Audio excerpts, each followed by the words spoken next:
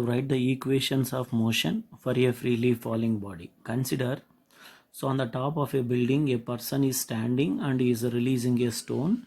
So on releasing, after releasing, the stone comes down in the form of freely falling body. So for every freely falling body, initial velocity is a 0. A second before touching the ground, final velocity is v. So distance traveled s equal to height h, time taken is t. Acceleration due to gravity is positive because so the velocity uniformly increases because of gravity. So acceleration is in the increasing order, that is why acceleration due to gravity is taken as plus z. So u is a 0, v is v, a is plus z, and time is t, and distance traveled equal to height.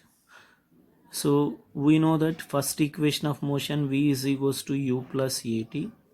So this implies v means v only, u means 0 here, and a means g and t. So final velocity of freely falling body is v is equals to gt.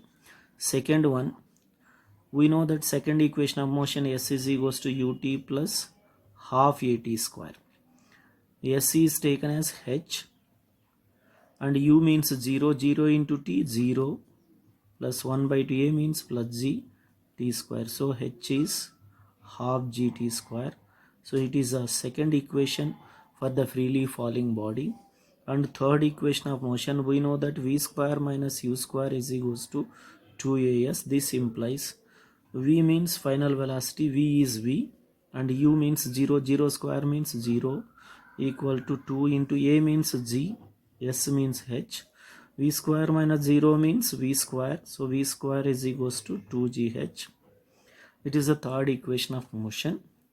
And fourth one, we know that Snth is equals to u plus a into n minus 1 by 2.